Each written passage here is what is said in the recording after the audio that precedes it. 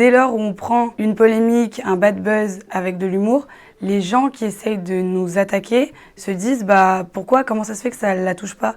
Pourquoi elle en rigole? Pourquoi elle partage tout dans sa story? Parce que moi, au final, même moi, je dis bouchon et décale. C'est cool en fait. C'est cool ce qui m'arrive, je suis contente.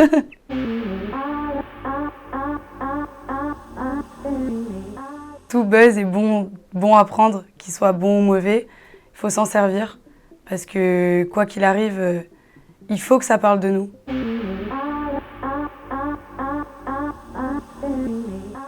J'aimerais beaucoup avoir une carrière dans le chant et je chante depuis que j'ai 3-4 ans. J'aime beaucoup les chanteurs d'ici. Bart, Michael aussi, Pixel, c'est des chansons qui me donnent des frissons. En fait, il y en a plein, mais je les côtoie tous, c'est tous mes amis, je les aime trop.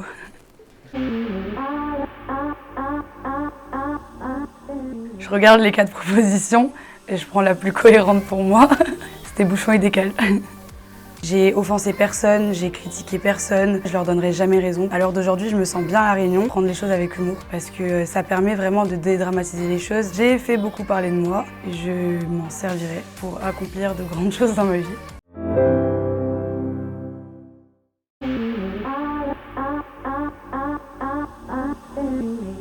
J'ai reçu pas mal de messages par rapport à ça, et j'ai vu que ça commençait à prendre vraiment de l'ampleur sur les réseaux sociaux. Et c'est à ce moment-là que je me suis dit, qu'est-ce qui se passe? Qu'est-ce que j'ai fait? C'est quoi? Qu'est-ce qui m'arrive? Et du coup, j'ai été directement sur les réseaux. Et c'est là où j'ai compris qu'il y avait des tweets qui étaient ressortis de moi, qui dataient de 2018, donc de quand j'étais arrivée à La Réunion. Et les gens s'en ont servi justement contre moi pour essayer de créer un bad buzz, alors qu'il n'y avait clairement pas lieu d'être. Et que c'était l'année à laquelle je venais d'arriver à La Réunion.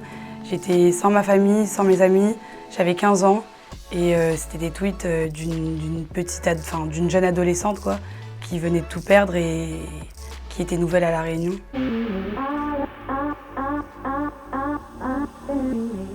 J'en ai longuement réfléchi avec mes parents parce qu'au départ je voulais pas du tout en parler, je me suis dit que ça valait pas le coup parce que clairement pour moi il n'y avait pas lieu d'être, la polémique n'existait pas et pareil pour le buzz.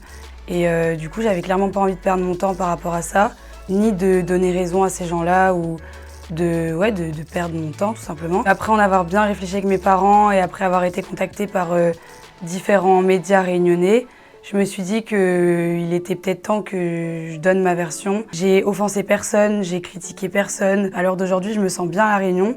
Je me sens réunionnaise. Je suis certes pas créole, mais je suis réunionnaise. Aujourd'hui, ça fait 6 ans que j'habite à La Réunion. J'ai déjà dit que je parlais et que je comprenais le créole, mais bon, il y en a plein qui me disent que c'est pas une raison pour dire que je suis réunionnaise. En attendant, je préfère le dire et je me sens réunionnaise et je suis réunionnaise.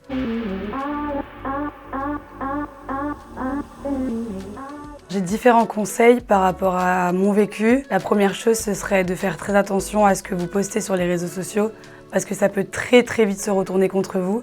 La preuve, pourtant moi dans mes tweets, il y avait aucune méchanceté envers les Réunionnais ni envers La Réunion. Ensuite le deuxième, au cas où vous auriez publié des choses mauvaises ou contre vous, ce serait de les supprimer. Et troisième chose, ce serait de prendre du recul parce que même si vous vivez un buzz ou qu'il y a des polémiques qui tournent sur vous, il faut savoir prendre du recul et surtout s'entourer des bonnes personnes.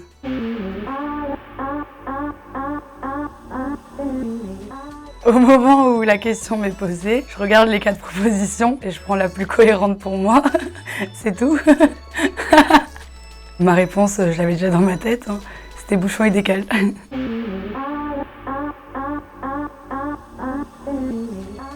Ça, il y a moi et moi seule qui le sais.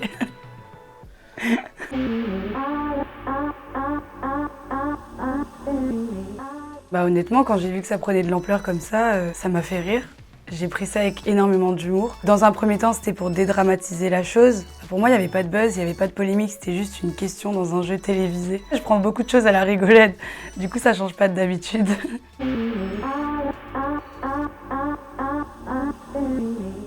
Plusieurs choses à dire aux gens qui se retrouvent dans la même situation que moi. La première chose, c'est de ne pas agir sur le coup de l'émotion.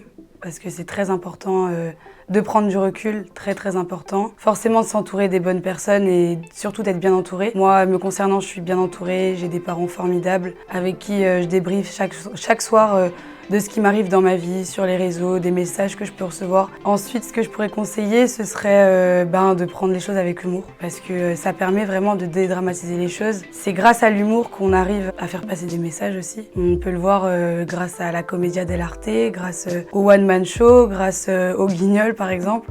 Tout passe avec l'humour.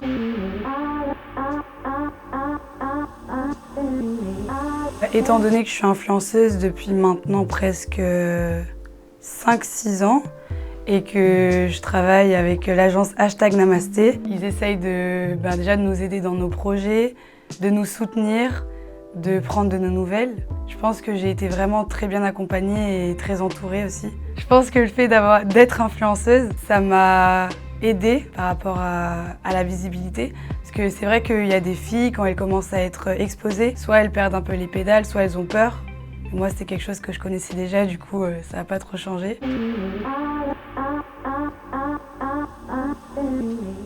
Alors, honnêtement, une télé-réalité, je ne pense pas. Mais après, j'aime pas dire jamais, parce que dès que je dis jamais, c'est des choses qui arrivent. Du coup, je dirais pas jamais. Mais en tout cas, pour l'instant, c'est pas dans mes projets. Pour l'instant, le plus important pour moi, c'est les études et mon activité d'influenceuse.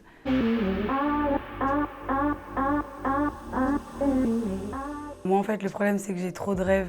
Je sais pas si j'aurai assez de temps dans ma vie pour réussir à tout faire. Dans un premier temps, je vais reprendre la danse, ça c'est sûr. Ensuite, mon école de commerce. Au niveau de mes rêves, je dirais continuer à voyager, faire le tour du monde. J'ai toujours eu la chance de voyager avec mes parents. Ensuite, ce serait avoir un hélicoptère et un yacht. Et avoir des maisons un peu partout dans le monde, dont à La Réunion, parce que ça reste quand même mon île d'adoption.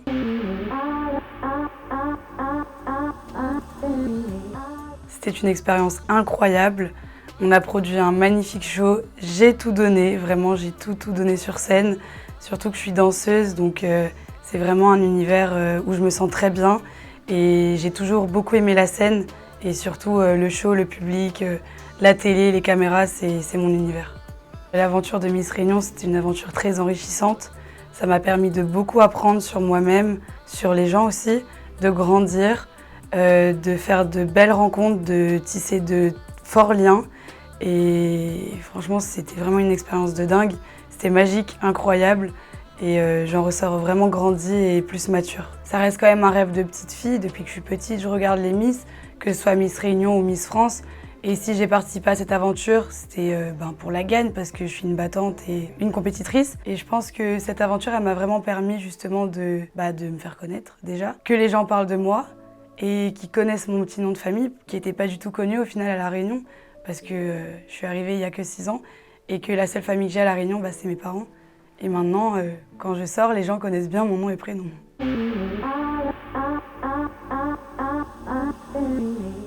Le seul message propre à moi que je voudrais faire passer, ce serait de ne pas négliger ses parents.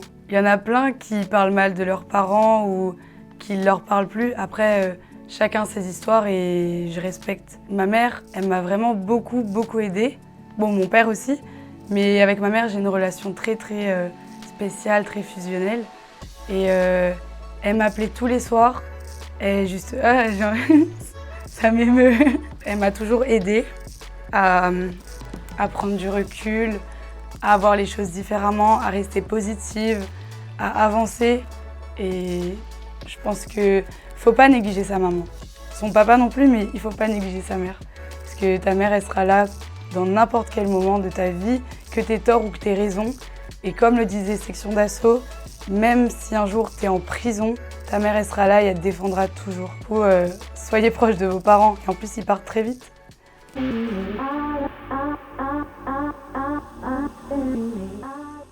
J'aimerais les remercier pour tout le soutien qu'ils m'ont apporté et qu'ils m'apportent encore à l'heure d'aujourd'hui, pour tous les messages que je reçois sur les réseaux ou les personnes qui m'arrêtent dans la rue, dans les centres commerciaux, quand je fais mes courses. Enfin, ça me réchauffe le cœur et ça me fera toujours plaisir. Tous ces gens qui m'ont aidé à avancer, qui m'ont porté dans leur cœur tout simplement et qui m'ont pas lâché.